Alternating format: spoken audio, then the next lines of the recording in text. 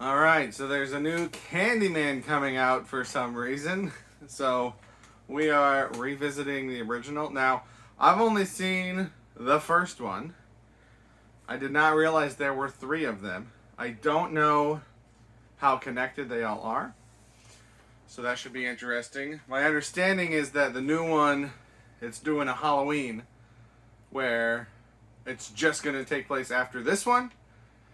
So I don't know if that means that 1, 2, 3 was a continuous story, and this one is just ignoring 2 and 3, or if it's something like 2 is just a totally unrelated story, and 3 is just a totally unrelated story, and this new one is picking up after this one. But they really are going full Halloween, because just like the 2018 Halloween film, sequel to Halloween, was called Halloween, the 2021 Candyman film, sequel to Candyman, is called Candyman. Why? Why are we doing this? Anyway, I've only seen this first one, and I've only seen it once, I think. I only remember watching it once, and I didn't remember that much about it. So I took some notes on my rewatch, and we're going to go through that. I guess my biggest thing is that this movie is kind of hard to quantify in horror terms, which I think is... I don't think it's a bad thing. I think it makes it more interesting, but it's like some people say it's a slasher. Most slashers aren't really that supernatural, and this one is more supernatural. Is it a ghost story? Is it about somebody losing their sanity over time? So there's kind of a lot going on, which allows you to interpret it in different ways or experience it in different ways, which I think is interesting, and I can understand why there's like a cult following to this one. But it didn't really stick out to me. I didn't think it was bad. I wasn't bored when I was watching it, but now I know why I didn't realize that there were three and that I haven't gone back to it that much, because it's just not my favorite thing, which is fine. Not everything has to be my favorite thing. But I will say, I'm absolutely the type of baby that will get... I got a thing with mirrors. And I know it's a trope, and I know it's been done to death, and I know it's stupid and old and any other negative adjective that you want to throw on there, but even still, watching this movie... the night that I watched it, and I watched it pretty early in the day, intentionally, and still that night when I was going to the, into the bathroom at the end of the night to brush my teeth and all that stuff, I, avoid looking at the mirror, and it's like, my toothbrush and stuff is behind the medicine cabinet, so you gotta open the mirror up and grab it and then close it, and then you just don't look at it, and that's me. I'm that baby. That's me to a T. I've always been like that. Mirrors just creep me out. Mirrors and statues. I don't know why. But like the movie Mirrors with Kiefer Sutherland, that's like... I don't remember anything about the movie. I just remember that it took me forever to get over it. Because it really messed with me. And I think I refused to watch the second one. And I remember one time when I was in college, back when swine flu was a big thing, I was quarantined for a couple days because I had the flu, and they were treating all flu cases as swine flu, so they quarantined me on campus. There were a couple other kids there, and me and one of my friends watched a bunch of horror movies, and then that night, so we're in this strange house on campus. It's not our dorm. It's not like someone's house, it's a campus-owned house. And after we watched all these horror movies, we realized how many reflective surfaces were in this house, and there were mirrors and shiny fireplaces and windows, and it was dark outside, so the windows were like mirrors, and it was an experience. And the room that I was sleeping in had a crawl space, and the door to the crawl space was just up on the wall. Just like a square door, and I was just staring at that thing all night. So, I'm a baby. And I've mentioned this in other videos. I'm fine with monsters. I'm fine with killers. I'm fine with thrillers. But anything supernatural can get to me, and especially mirrors. So, it's a very long introduction. I haven't gotten to my notes yet, but this movie utilizes mirrors, so it's stuck with me for a while. And like, I'm recording this a couple days after I've watched it, and I haven't watched the second one yet because I've been busy during the day, and I don't want to watch it at night because I'm a baby. So let's get into my notes. You have to say his name 5 times. So I remembered that you had to say his name, but I thought it was 3 times. And again, I've mentioned this before. I don't seek out trailers, but sometimes I see them, especially when I'm at the movies. And I thought that it was either said or implied that it was 3. And what probably happened is that in my brain it was 3 because that's how other urban legend things work. And other movies like Beetlejuice and, South Park has done Biggie Smalls, and usually it's 3. And so I think I just had it in my head that it was 3. And then in the trailer, they probably don't say. They just start saying the name a couple times, and I didn't really pay attention to how many times they said it. And so I thought it was 3. So then when I watched this film pretty early on, they say 5 times, and I was like, 5? It's kind of weird. It's like that Monty Python. I'm like, yeah, you have to say his name 5 times. 3, sir. Like, I don't know. It doesn't matter at all, 5 or 3. It's just one of those weird memory things where I could have sworn it was 3 like everything else, but it's not. It's 5. Apparently it was originally way more, like 13 or 18 or something, and they trimmed it down. So 5 works, just not how I remembered it. So I wrote down Bloody Mary, Biggie Smalls, Beetlejuice. There's a couple tropes in this that the timeline is weird.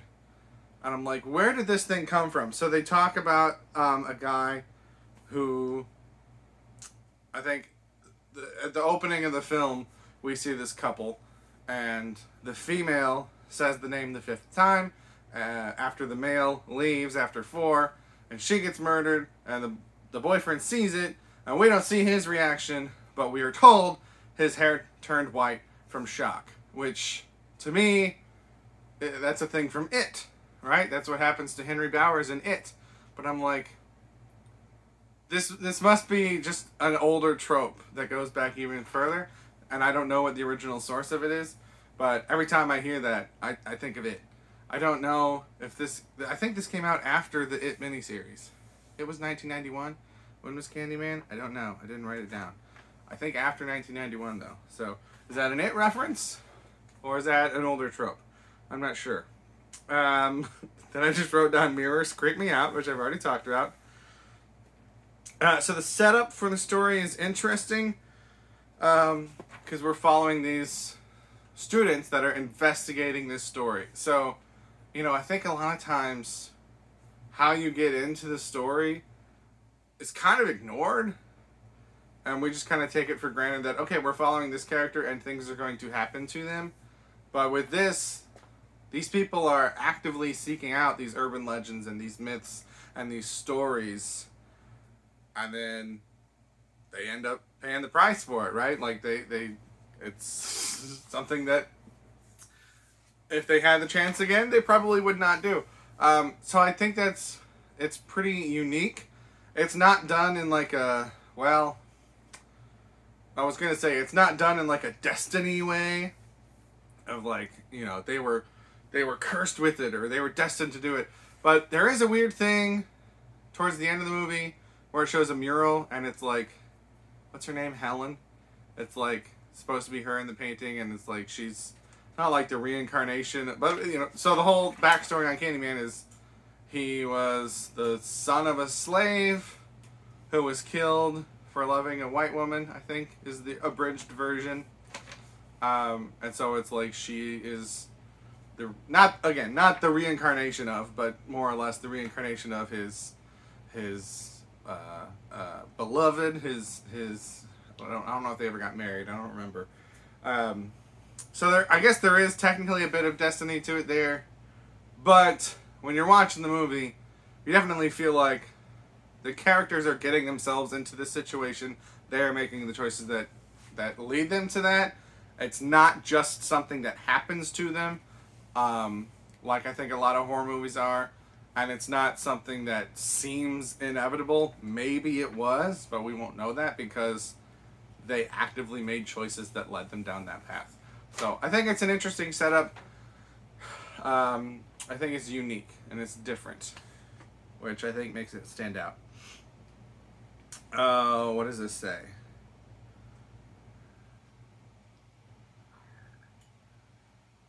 Put up against those who believe the urban legend.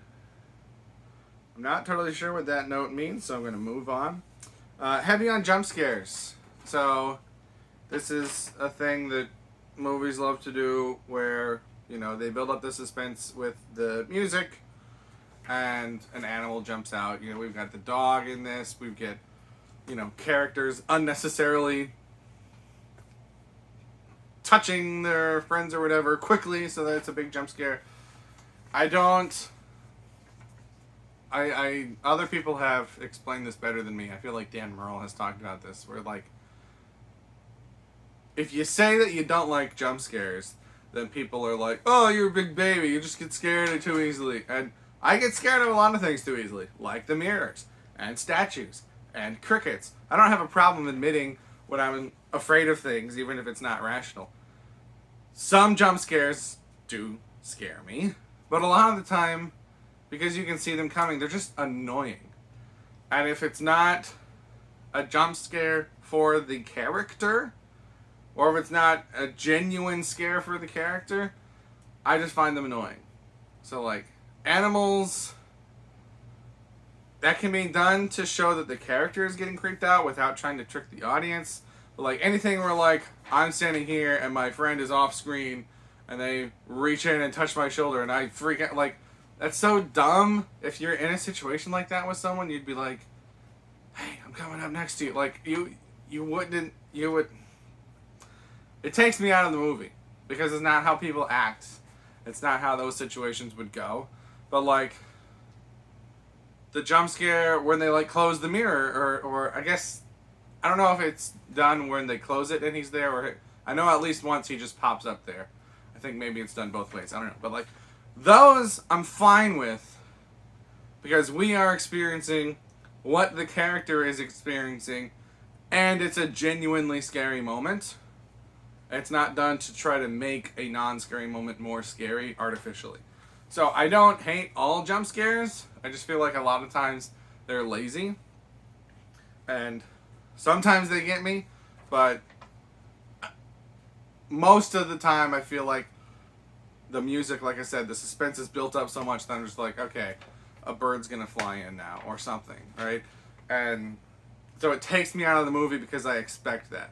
If it's done in a way where it genuinely comes out of nowhere and it genuinely scares me, and that adds to my experience, then I don't mind it as much. But so, I feel like it's a very complicated way of saying if they do them right, I'm fine with them. A lot of movies don't do them right. I felt like this movie sometimes did them right, but not all the time.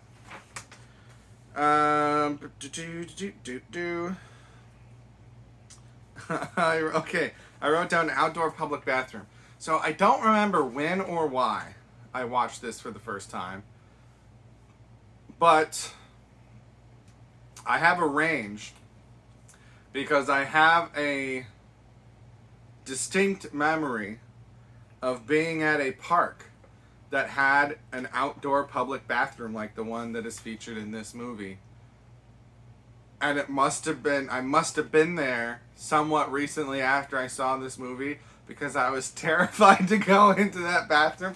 I'm pretty sure I'd been in there before. I was like at my town park where I grew up. But I remember those feelings with that experience, and I feel like it was something that kind of fell out, but as I'm watching the movie, this separate experience that I had also came back to me as I'm watching it, so I feel like it's really tied to this movie. So I would have been, I moved out of that town in high school, so probably would have been in junior high or early high school when I first watched this, But yeah, that's just a neat thing. Being older, rewatching movies that you haven't seen since your childhood, and other memories that come back with it, and it's like, oh my gosh, I remember the park, and how I was afraid to go into the bathroom there. So that was just kind of interesting. So he needs people to believe in him, which again feels kind of it, right? Because like it needs people to be afraid of him, and when they're not afraid of him, he loses power. So is this derivative of that, or is that common in horror stuff? I can't think of anything else like that, but I'm not the biggest horror fan, so I'm sure there's more stuff like that. But yeah, between that and the white hair, I was just like, is this more of an it story than people seem to think, or certainly than I think or thought? Um, so I stopped taking notes for a while just because I was watching what was happening on screen. But then at a certain point, I wrote down, people think you're a murderer, your best friend is dead, you might be going insane, and your husband is a sleaze, and also is cheating on you. And it's just like, man, you feel for Helen in this movie, but I don't think it feels forced, because the professor being with his student, it's set up earlier in the film. So it doesn't come out of nowhere. It doesn't feel like, wow, they're really stretching. It's like, that's already there in the back of your head. And like, with her friend being resistant to going into this place and not wanting to be a part of it and kind of wanting to back out, and Helen pushes her. So like, these things, they're earned. And it's just like, it really makes you feel for that character. And then after she's in the institution and she's watching the footage, like, I didn't remember this film really, really, really well. So I started thinking almost like how people talk about the Joker, where it's just like, how much of this movie that we saw actually happened?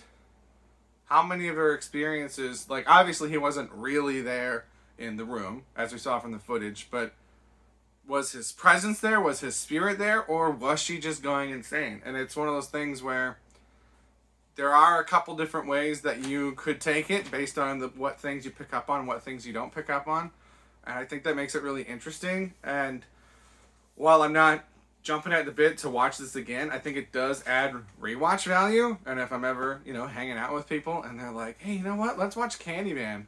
I'm not going to be like, oh, no, I've already seen that. I'm going to be like, yeah, okay. And then I'm going to pay more attention to what I think is happening. And then when it's over, I'm going to ask them. I'm going to be like, so how much do you think she was actually being haunted by this ghost, and how much do you think she was just going crazy? And so it's there's another layer there, which, like I said, doesn't make me like super excited to watch it again, but it's something that's going to be in the back of my head now. The next time I watch it, I'm going to remember that. And so that's going to be kind of another layer on top of everything. So this, it's I think it's a well done movie. Like I said, it's just not.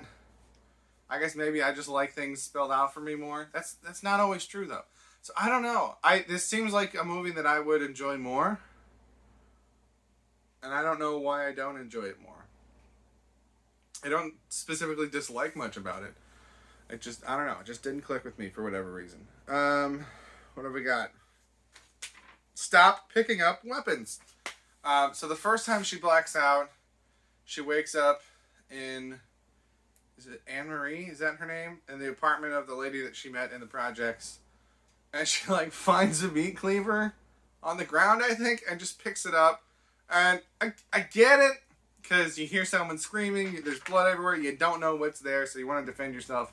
But, like, once you see Anne-Marie there, and you see that she's freaking out, put the meat cleaver down. Right? Because the thing you got in trouble because when the cops came in, you're not only above her, but holding this meat cleaver. I feel like your story of she attacked you and you were, defending yourself works better if you're not holding a meat cleaver in your hand. But I get why she picked it up. And, I guess she's not thinking clearly, so she didn't put it down. But then later, in her apartment, she wakes up. I think that's where is it Bernadette? I don't remember anyone's names. Um, but I think she's in her apartment, and her friend is dead, and she's holding this. Is she holding the knife? Does she pick the knife up? I don't know. I don't know. And at some point, she picks up a weapon, but I think at one point she's already holding a weapon. Um, so some of it is, Candyman messing with her, but some of it, she just keeps picking up weapons. So, because I know it happened the second time, because that's why I wrote it down, was that she picked up a weapon again. And I was just like, and it might have just been that it was laying down next to her, so I can't remember if she had it in her hand or if she picked it up, but I know at least twice she picks up a weapon, and I'm just like, they're like, suspicious of you. Stop picking up weapons. Oh, okay. What else we got? Showing up at your wife's funeral with the girl you cheated on her with. So this is just sleazy move by the husband. I didn't remember the ending. I thought he was just like gonna get away with it, with everything, and I was just like, wow, bold move, movie. The guy that survives and everything works out for is like the worst character in this movie, but he gets his, so that's good. So then I wrote down how many of the events seen actually happened. I already talked about that. And then the last thing I wrote down was the clever ending, which, if I recall what I meant by that, she's now the new urban legend, right? She's now the new story, and so maybe that's what 2 is going to be about. I don't know. I feel like probably not, because I'm pretty sure I looked up at the cast for that movie, and she's not in it. But that seems like an interesting direction that it could have gone, was we could have seen the creation of a new urban legend and a new myth, and how people, they would argue about, no, it's a Candyman thing, and no, it's this other lady, and she was his girlfriend, and blah, blah, blah, and like how those things evolve based on who's telling the story and things like that. Because when we start this movie, the legend is pretty much set. There's a couple other legends that other people talk about, but this particular legend is pretty much set. And we're just told what happens. So this would have been an interesting way to show a legend in the making, an urban myth in the making. Which I don't want to give it too much slack for not doing, because I haven't seen 2 and 3 yet, so maybe one of them does that. But that's a good ending, I think, because that sets up that expectation. If the other films don't follow through on that, that's not this movie's fault. That's going to be a problem with those other movies if that doesn't happen. So now I've got that expectation built up. Thank you, myself. Because now if that doesn't happen, I'm going to be upset. Why do I do this? I don't know. So those are my thoughts on... I'm trying not to say the name too often, even though not looking into a mirror, but I'm looking into a camera, which feels similar. Also, there's a big sliding glass window behind the camera, which is reflective. So those are my thoughts on that film. Again, there's a lot that I liked about it, and there's not a lot that I disliked about it, but I didn't love it. So I don't know. I guess sometimes a film can have the right pieces and it just doesn't grab you. I guess maybe the tone is what's keeping me from enjoying it more. Not that I think it had a bad tone, it's just it's kind of slow paced, and I didn't get bored while I was watching it, but I was kind of multitasking on other things, so I guess in a way you might say that I was getting bored, but I do that with a lot of things, so I don't consider that getting bored. I wasn't like, oh my gosh, how much longer is this movie? But I wasn't glued to the screen, so I don't know. Maybe a version of this story that's shorter and slicker would have grabbed me more. Maybe this is something that I would enjoy more in the right mindset. I watched it, I was taking notes, I was doing other stuff, and it was early in the day. I'm sure if I had some friends over and it was late at night and the lights were off and no one had their phones out and we just sat and we watched this and we kept hearing noises, it would probably be a lot more engaging experience. And then maybe, I'd be like, oh my gosh, this movie was so scary. So maybe it's dependent on the environment that you watch it in. I liked it. I thought it was good. And I appreciated a lot of what it did. But as it is, it's not like moving to the top of my horror list. So those are my thoughts. Feel free to tell me your thoughts. But that's all I've got. Thank you for watching and have a good day.